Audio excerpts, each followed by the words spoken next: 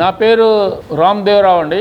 నేను వరంగల్ డిస్ట్రిక్ట్ నుంచి ఒక చిన్న గ్రామం నెక్కోణ అనే గ్రామం నుంచి, మా ఫాదర్ వచ్చేసి మాకు ల్యాండ్స్ అవి ఉండేవి, అక్కడ ఫార్మింగ్ అవి జరుగుతూ ఉండేది. తర్వాత వచ్చేసి మా ఫాదర్ వచ్చేసి అక్కడ ఫారెస్ట్ కాంట్రాక్టర్ కూడా ఉండేవాళ్ళు. అట్లా అంతకుముందు అంటే నిజాం టైంలో, ఆ తర్వాత కూడా ఈ ఫారెస్ట్ని ఎకరాల కొద్దీ స్క్వేర్ కిలోమీటర్ చొప్పున ఆక్షన్ చేసేవాళ్ళు. ఆక్షన్ చేసి దాన్ని అంటే మా ఫాదర్ ఫారెస్ట్ కట్ చేసి దాన్ని వుడ్ని అమ్మడం అనేది అది బిజినెస్ అన్నమాట. అట్లాగా ఉన్నప్పుడు ఒకసారి రియలైజ్ అయ్యి మా ఫాదర్ ఏం చేశారంటే ఒక 80 ఎకరాలు మొత్తానికి ఫెన్సింగ్ చేయించి దాన్ని ఒక ఫారెస్ట్ కింద చేద్దాము, మనం ఇంతవరకు కాలం ఫారెస్ట్ని కొంచెం ఇది చేయడం జరిగింది అని చెప్పేసి ఆయన ఓన్ ఒక ఫారెస్ట్ క్రియేట్ చేశారు.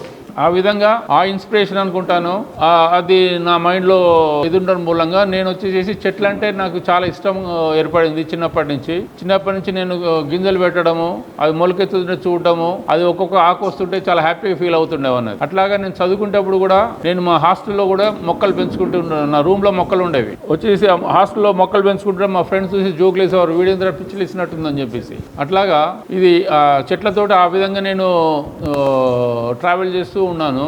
ఆ తర్వాత నేను ఫైన్ ఆర్ట్స్ చదివాను. ఆర్ట్ కూడా నాకు ఇంట్రెస్ట్. ఆ ఆర్ట్ తోటి నేను ఫైన్ ఆర్ట్ చేశాను కాబట్టి వచ్చేసి నా ఫైన్ ఆర్ట్స్ అయిన తర్వాత నేను I become a businessman. We used to export 75 కంట్రీస్కి మేము ఎక్స్పోర్ట్ చేసేవాళ్ళము మా ప్రోడక్ట్ని. అది వరల్డ్స్ వన్ అండ్ ఓన్లీ కంపెనీగా డెవలప్ చేశాము.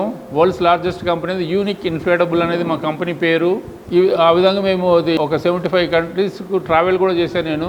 అన్ని కంట్రీస్ మాకు బిజినెస్ వస్తుండేది కాబట్టి నేను ఎప్పుడు ఎక్కడికి పోయినా కూడా మా రెగ్యులర్ బిజినెస్ అంటే మా ఇన్ఫ్లేటబుల్ బిజినెస్ ఒక 50% ఆఫ్ టైము, ఇంకొక 50% ఆఫ్ టైము వచ్చేసేసి ఈ చెట్ల నర్సరీలు విజిట్ చేయడము, తర్వాత వచ్చేసేసి బొటానికల్ గార్డెన్ విజిట్ చేయడము, ఆ విధంగా చేస్తుండేవాడిని. అట్లాగా నాకు ఒక కోరిక కలిగింది, ఎట్లాగైనా మనం లైఫ్ టైంలో ఒక బొటానికల్ గార్డెన్ చేద్దామనే ఫీలింగ్.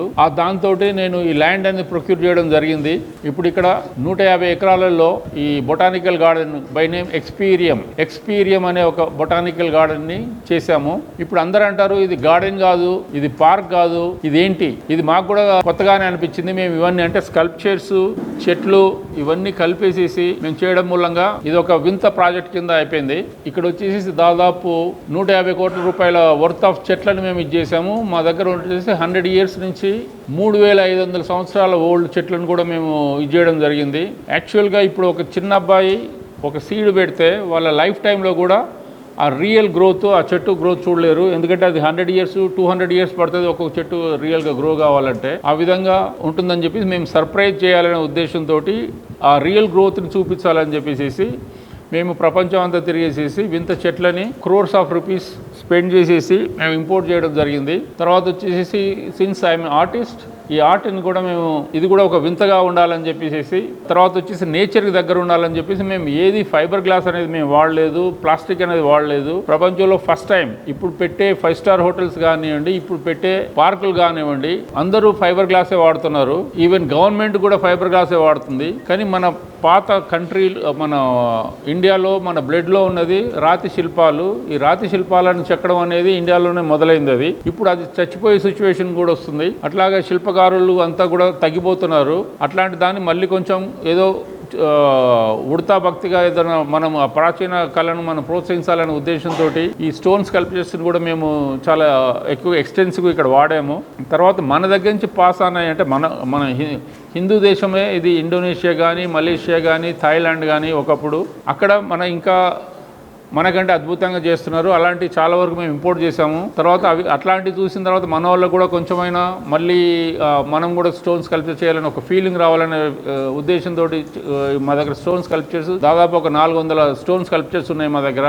అట్లాగే బ్రాంజ్ స్కల్ప్చర్స్ అయిన తర్వాత ఫస్ట్ టైం ఇన్ ఇండియా మేము స్టెయిన్లెస్ స్టీల్ స్కల్ప్చర్స్ చేసాము. అవి చాలా చాలా అద్భుతమైన షేపుల్లో అవన్నీ మేము ఇంపోర్ట్ చేసి ఇక్కడ డిస్ప్లే చేయడం జరిగింది. అది కాకుండా ఇంతవరకు ఎప్పుడు న్యాచురల్ స్టోన్స్ని ఎవరు మన వాళ్ళు రెస్పెక్ట్ చేయరు. ఎలాంటి కొంచెం వింత రాళ్ళుగానే వస్తే దాన్ని కంకర కొట్టడానికి, గ్రానైట్ కొట్టడానికి ఉపయోగిస్తున్నారు తప్ప దాన్ని ఒక రెస్పెక్ట్ చేసి దాన్ని ఒక ఇది చేయట్లేదు. నేను ఆల్ ఓవర్ ఇండియాలో తిరిగి అద్భుతమైన స్టోన్స్ని నేను నా ఓన్గా కలెక్ట్ చేశాను.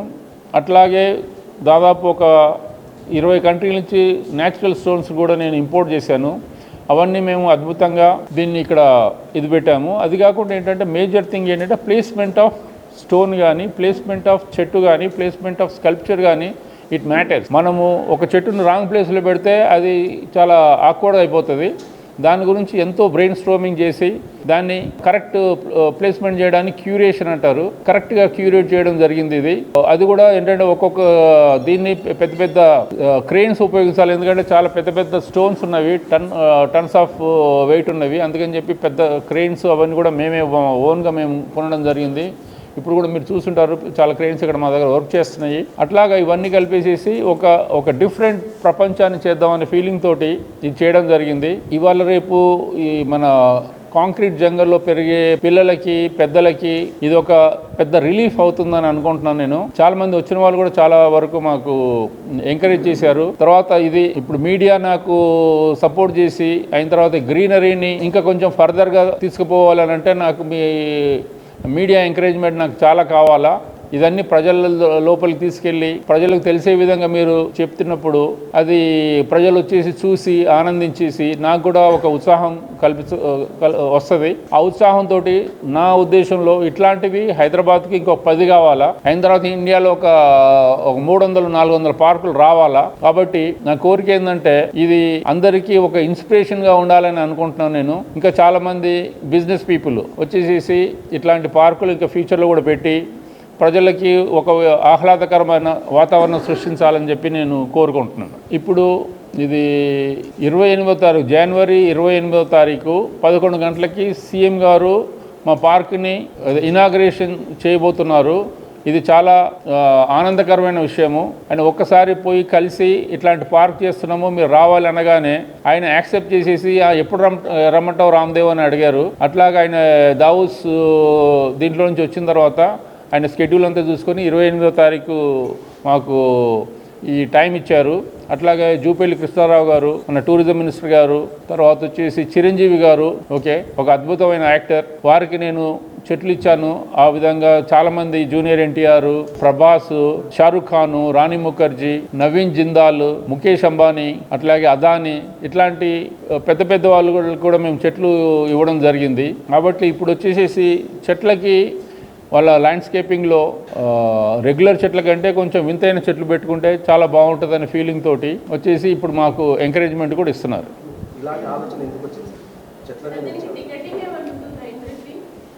టికెటింగ్ ఉంటుందండి. లేదు మేము పెట్టాము. ఇప్పుడు మా జేబులు ఖాళీ అయిపోయినాయి. దీన్ని మెయింటైన్ చేయడానికి తర్వాత దీన్ని చేయడానికి అనేది మాకు మనీ అవసరము. అందుకని చెప్పేసి టికెటింగ్ అనేది పెట్టామండి. అంటే అది 1600 రూపాయలు ఎంట్రీ టికెట్. కాకపోతే ఇంట్రడక్టరీ కింద మేము ఇనిషియల్గా ఒక 40% డిస్కౌంట్ ఇస్తున్నామండి. ఏమంటారు?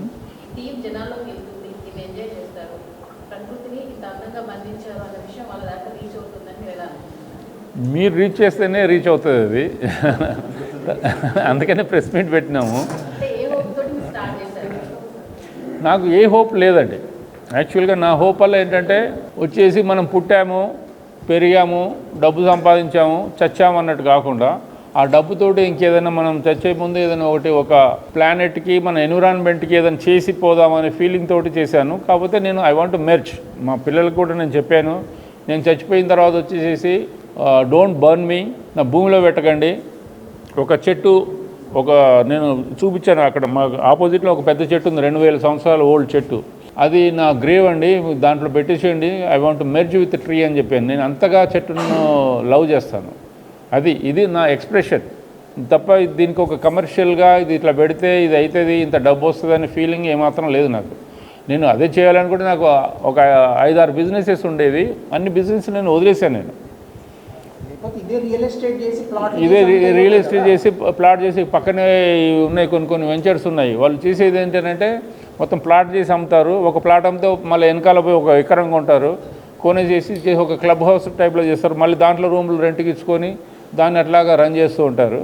కానీ మాకు అలాంటిది 1 ఇంచు భూమి నేను అమ్మలేదు, అంటే ప్లాట్లుగా అమ్మలేదు. కానీ నేను ఇట్లాంటి పార్కు ఫస్ట్ ఒక 500 ఎకర్స్లో చేద్దామని అనుకున్నాను.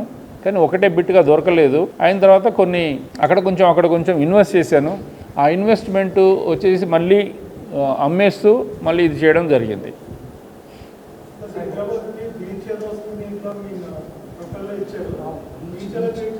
అవునండి, అంటే ఫ్యూచర్ ఇవి చెప్తాను మీకు. ఇప్పుడు మీరు చూసింది ఒక పార్ట్ అండి, దీంట్లో కూడా మీరు ఒక 20% చూసుంటారు, ఇంకా 80% ఉంది. తర్వాత వచ్చేసి ఇంకా ఫ్యూచర్లో India's first man made beach చేయబోతున్నాము. అది వచ్చేసి ఒక అద్భుతమైనది. 12 ఎకరాలలో మనకు హైదరాబాద్కి బీచ్కి పోవాలంటే ఒక 300 కిలోమీటర్లు పోవాలా. ఇక్కడ వచ్చేసి మ్యాన్ మేడ్ బీచ్. ఇది ఇక్కడ సేమ్ బీచ్లో ఉన్నట్టే ఉంటుంది, చుట్టూ వైట్ శాండ్ ఉంటుంది. అయిన తర్వాత కోకోనట్ ట్రీస్, హట్స్, తర్వాత బీచ్లో ఎట్లాంటి చిన్న చిన్న స్టాల్స్ ఉంటాయో అలాంటివన్నీ చేసేసి రిలాక్స్డ్గా బీచ్లో ఉన్నట్టుగానే పీపుల్ వచ్చి they can enjoy A beach.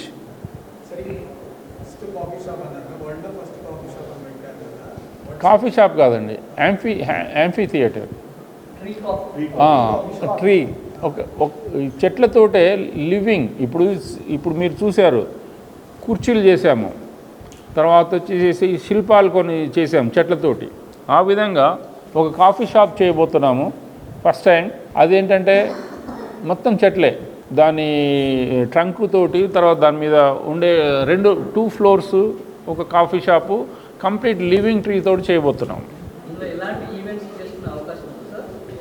దీంట్లో ఎట్లాంటి ఈవెంట్ అయినండి, ఇప్పుడు వచ్చేసేసి బర్త్డే పార్టీల నుంచి, తర్వాత వెడ్డింగ్ యానివర్సరీల నుంచి, అయిన తర్వాత డెస్టినేషన్ వెడ్డింగ్స్ నుంచి, తర్వాత కార్పొరేట్ ఈవెంట్స్, తర్వాత ఈ మోటివేషనల్ ఈవెంట్స్, ఇవన్నిటినీ జరిగే విధంగా మేము ఇక్కడ చేస్తున్నాము. వచ్చేసి గేమ్స్, తర్వాత అడ్వెంచర్ గేమ్స్ ఒకటి చేయబోతున్నాము. తర్వాత ఇది 4 డైరెక్షన్లో జిప్ లైన్. ఇంతవరకు ఇండియాలో, ప్రపంచంలో ఎక్కడ ఉందో నాకు తెలియదు, కానీ ఇండియాలో అయితే ఎక్కడా లేదు. 1 కిలోమీటర్ జిప్ లైను, తర్వాత 4 డైరెక్షన్లో కూడా ఉంటుంది అది. తర్వాత ఇమ్మర్సివ్ ఎక్స్పీరియన్స్ అండి, ఒక 10,000 స్క్వేర్ ఫీట్లో ఇమ్మర్సివ్ ఎక్స్పీరియన్స్, అది నెక్స్ట్ లెవెల్లో చేయబోతున్నాం అండి ఇది. తర్వాత వచ్చి విఆర్ గేమ్స్, ఈ పిల్లలకి తర్వాత యంగ్స్టర్స్కి వాళ్ళకి ఫన్ జనరేట్ అయ్యే విధంగా విఆర్ గేమ్స్ ఇది చేస్తున్నాము. అట్లాగే convention, we are going to make a Hyderabad largest convention centre. వచ్చేసేసి 80,000 స్క్వేర్ ఫీటు, తర్వాత అరౌండ్ 70 ఫీట్ హైట్ తోటి కన్వెన్షన్ సెంటర్ చేయబోతున్నాము. తర్వాత ఇప్పుడు మా దగ్గర 40 రూమ్స్ చేస్తున్నాము.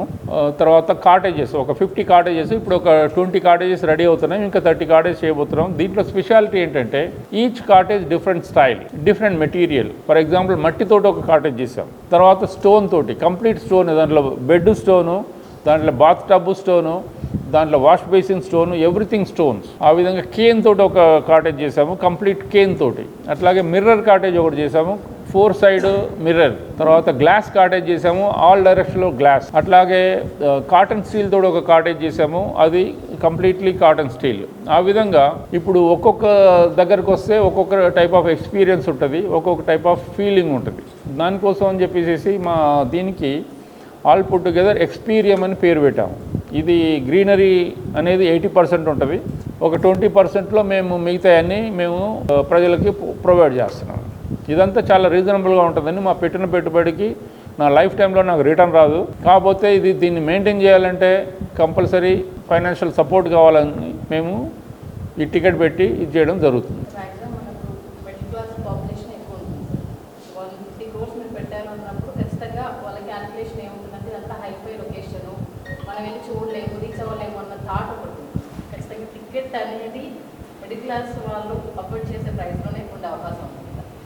అంటే మిడిల్ క్లాస్ డెఫినెట్గా అండి, ఇవాళ రేపు మిడిల్ క్లాస్ వాళ్ళు కూడా ఒక సినిమాకి పోవాలంటేనే అక్కడ సినిమాలో పాప్కార్న్ 500 రూపాయలు అయిపోతుంది, టికెట్ 200-300 అయిపోతుంది, 800 రూపాయలు అయిపోతుంది. అది ఒక 2-2.5 అవర్స్. ఇక్కడికి వస్తే అసలు వాళ్ళకి 2 రోజులు కావాలి ఇదంతా మొత్తం చూడాలి అంటే. అయిన తర్వాత ఇప్పుడు పెరిగే పిల్లలు వచ్చేసి మన కాంక్రీట్ జంగల్లో, ఇది పోల్ట్రీ ఫామ్లో చిక్స్ టైప్లో పెరుగుతున్నారు.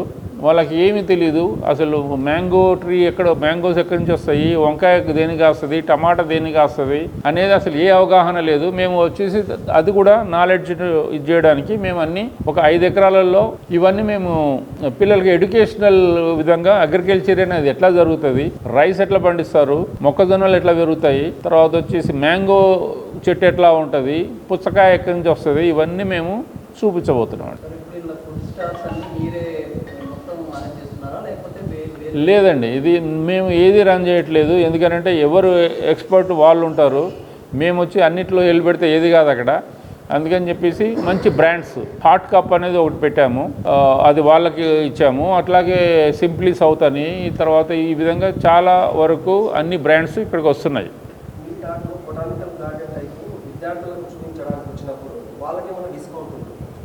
డెఫినెట్గా అండి, డెఫినెట్గా. దాన్ని ఏంటంటే మామూలుగా వేరే దగ్గరలో ఏం చేస్తారు అని అంటే వచ్చేసేసి అన్ని స్కూళ్ళకి ఒకే రేటు పెడతారు. మేమేంటంటే గవర్నమెంట్ స్కూళ్ళకి తక్కువ రేటు, తర్వాత మిడిల్ క్లాస్ స్కూళ్ళకి అదొక రేటు, తర్వాత హైఫై స్కూల్స్ ఉన్నాయి వచ్చేసేసి 10 లక్షలు, 20 లక్షలు, 30 లక్షలు సంవత్సరానికి కలెక్ట్ చేసే స్కూల్స్ కూడా ఉన్నాయి. ఇప్పుడు వాళ్ళని వీళ్ళని ఒకే గాడిన పెట్టకుండా వాళ్ళకి ఇది మాకు ఏంటంటే కమర్షియల్ వైబిలిటీ కూడా ఉండాలి కాబట్టి అఫోర్డబుల్ ఉన్న వాళ్ళకి అఫోర్డబుల్గా మేము పెడతాము. ఎవరైనా పే చేయగలిగే కెపాసిటీ ఉన్న వాళ్ళ దగ్గర మేము తీసుకుంటాం. అవునండి, డెఫినెట్గా. ఆ తర్వాత ఇంకోటి కూడా మేము చేయబోతున్నాము వచ్చేసి మా కంపెనీ పేరు గ్రీన్ కింగ్డమ్.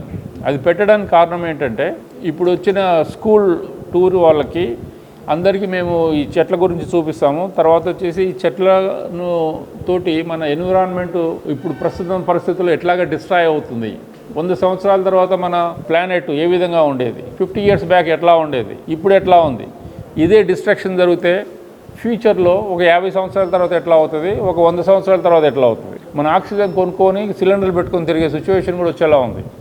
ఇప్పుడు హైదరాబాద్లో వచ్చేసేసి మొన్న ఒకసారి నేను పేపర్ చదివాను, who ever living in Hyderabad 27 సిగరెట్లు తాగుతున్నారు. మేడం మీరు కూడా 27 సిగరెట్లు తాగుతున్నారు. ఓకే, అంత పొల్యూషన్ పీలుస్తున్నాం మనం. అట్లాగా అదే ఢిల్లీలో అయితే 58 సిగరెట్లు తాగుతున్నారట. మా దగ్గర వచ్చి 25,000 రకాల చెట్లు ఉన్నాయండి. తర్వాత ఒక 10 లక్షల వరకు ఉంది.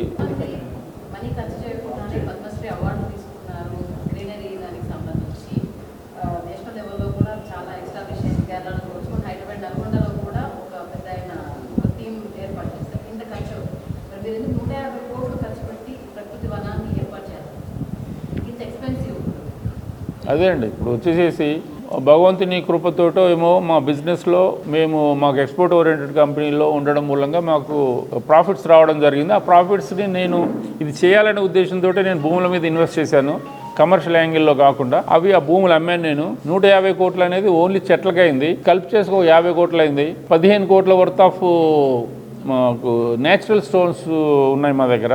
మొత్తం కలిపి 450 కోట్ల వర్త్ ఆఫ్ ఇన్వెస్ట్మెంట్ చేసాము, ల్యాండ్ కాకుండా. ఇండియా లార్జెస్ట్, వరల్డ్ బిగ్గెస్ట్ చాలా ఉన్నాయి. దీనివల్ల మనకు భవిష్యత్తులో రాష్ట్రానికి, దేశానికి, నగరానికి ఎలాంటి పేరు రాబోతుంది, ఇది ఎలాంటి రికార్డులను సృష్టించబోతుంది?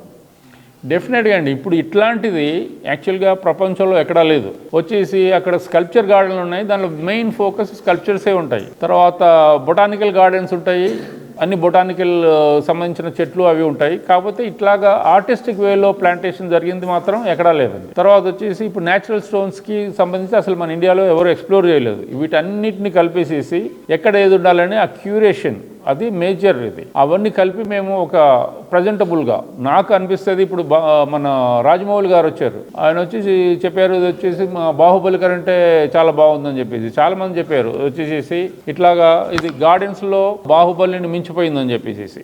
అదంతా నాకేంటంటే ఒక రియల్ హ్యాపీనెస్, రియల్ కిక్ వచ్చినట్టు అనిపించింది నాకు వాళ్ళని చెప్పిన మాటలను వింటుంటే. ఎందుకంటే ప్రపంచంలో ఉన్న టాప్ ఆర్కిటెక్ట్ ముఖేష్ అంబానీ వాళ్ళకి ఒక ల్యాండ్స్కేప్ డిజైనర్స్ వచ్చి ఉండే అనమాట. వాళ్ళు కూడా నన్ను చాలా అప్రిషియేట్ చేశారు. ఏమంటారు? డెఫినెట్గా అండి. ఎందుకంటే ఇప్పుడు కెనోపీ మీరు చూపించాను నేను, అది డెఫినెట్గా that is the first of it's kind. అట్లాంటి ఇప్పుడు ఈవెన్ ఇప్పుడు కాఫీ షాప్ చెప్పాను, అది నా మైండ్లో ఉంది. దాని గురించి చెట్లని కలెక్ట్ చేస్తున్నాను నేను. అదంతా కలిపి మేము ఒక 1 ఇయర్లో ఎగ్జిక్యూట్ చేయబోతున్నాము. అది లివింగ్ కాఫీ షాప్ అనేది అసలు ఎక్కడా లేదు. అసలు అట్లాంటివి చాలా ఉన్నాయి మా దగ్గర. సార్ ఇప్పుడు మీ దాంట్లో ఒక విచిత్రమైన అంశం ఉంది, నైట్ కాటేజ్ అని పెట్టారు. ఫస్ట్ నైట్ కాటేజ్ ఉంటుంది కానీ night cottage, last night cottage sir. ఇప్పుడు వచ్చేసేసి అదే ఇప్పుడు మా దగ్గర హనీమూన్ కాటేజ్ ఉంది, ఆల్రెడీ చేశాము. తర్వాత ఫస్ట్ నైట్ కాటేజ్ చేయబోతున్నాము. తర్వాత మా డిస్కషన్స్లో ఇప్పుడు వచ్చేసి కొంచెం డివోర్స్లు అవి చాలా ఎక్కువైపోతున్నాయి. మరి let us make a last night cottage అని చెప్పి చేయడం జరిగింది.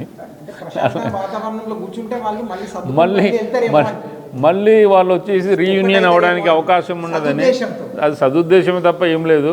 అది లాస్ట్ నైట్ కాకుండా మళ్ళీ దాన్ని వాళ్ళు మళ్ళీ ఇంకొక ఆపర్చునిటీని తీసుకొని మళ్ళీ ఇంకా రీయూనియన్ అయ్యే అవకాశం ఉండొచ్చు కదా అని చెప్పేసి దాన్ని అట్లా నేమ్ చేశాము. ఓకే, అది ఫన్ ఆల్సో దేర్.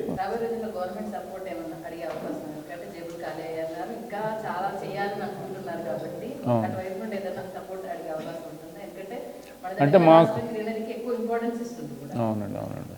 ఇప్పుడు వచ్చేసేసి అదే సీఎం గారు వస్తున్నారు. మాకు మేజర్ ఏంటంటే వాటర్ కావాలండి. ఇక మీరు కొంచెం రికమెండ్ చేసి నాకు వాటర్ ఇప్పించండి దయచేసి. ఇప్పుడు ఏంటంటే నాకు వాటర్ లేకపోతే నేను చచ్చిపోయే సూసైడల్ అయిపోతుంది నాకు. ఇప్పుడు వచ్చేసేసి అదే సీఎం గారిని నేను అది రిక్వెస్ట్ చేయబోతున్నాను. మాకు ఒక వాటర్ సోర్స్ అనేది కావాలి మాకు. అది ఇంత గవర్నమెంట్ తలుచుకుంటే ఇవ్వగలుగుతుంది. దాని గురించి అని చెప్పి నేను దాన్ని అడుగుదాం అనుకుంటున్నాను. ఇంకా మిగతా బెనిఫిట్ల కంటే అది ఒకటి ఇస్తే నాకు చాలా హ్యాపీ. సార్ మీలాంటి వాళ్ళు ఇంకా చాలా మంది వాళ్ళందరినీ కూడా ఏకం చేయబోతున్నారు. వాళ్ళని మీ ప్రారంభోత్సవానికి ఇన్వైట్ చేస్తున్నారా? ఈ గ్రీన్ మ్యాన్స్ ఉన్నారు, వనజీవి రామయ్య ఉన్నారు, ఇట్లా ఫారెస్ట్ సృష్టించారు. అవునండి. మేము అట్లాంటి వాళ్ళని పిలిచి సన్మానం చేద్దామని చెప్పి ఒక థాట్ వచ్చింది. అందరిని మేము ఇది చేసాము. సపోర్టరు రజనీకాంత్ గారు వచ్చేసేసి మా వెల్ విషరు, ఆయన రిక్వెస్ట్ చేశాను నేను వచ్చేసేసి వీళ్ళ అడ్రస్లు అవి తీసుకోమని చెప్పేసి మన వనజీవి పేరేంటి రామయ్య గారిని ఇన్వైట్ చేస్తున్నాము.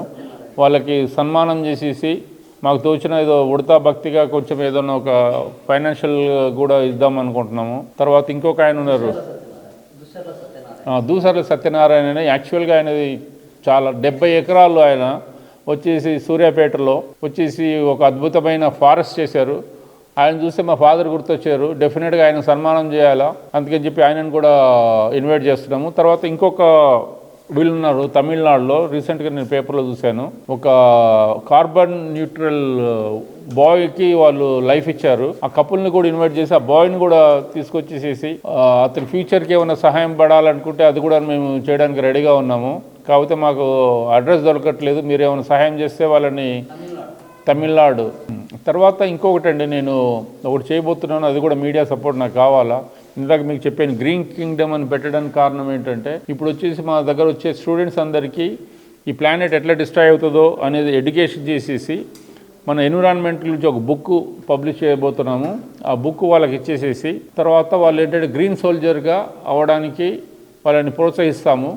అట్లాగే ఎవరైనా గ్రీన్ సోల్జర్గా ఉన్న వాళ్ళకి వాళ్ళు ఓత్ ఇప్పించేసేసి వాళ్ళని మేము మా వెబ్సైట్కి ఒక పాస్వర్డ్ తోటి లింకప్ చేస్తాము. తర్వాత వాళ్ళు ఏంటంటే మేము ఇచ్చిన చెట్టుని వాళ్ళకు మొక్క ఇస్తాము. ఆ మొక్కని వాళ్ళు ఎక్కడ ప్లాంటేషన్ చేశారు, ఎట్లాగా దాన్ని కాపాడుతున్నారు, అది కాకుండా వాళ్ళు అప్డేట్ చేస్తుండాలి మా వెబ్సైట్లో.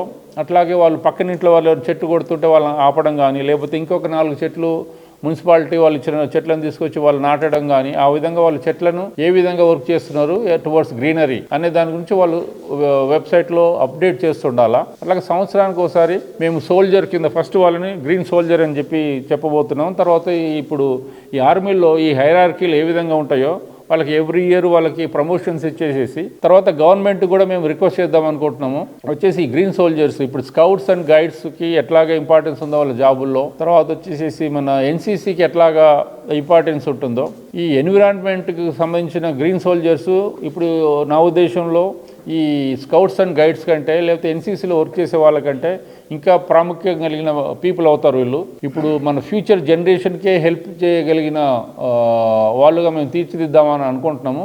గవర్నమెంట్ కూడా మేము ఫ్యూచర్లో రిప్రజెంట్ చేయబోతున్నాము. వచ్చేసి వాళ్ళకు ఒక ఇంపార్టెన్స్ ఇవ్వాలి అని చెప్పేసి.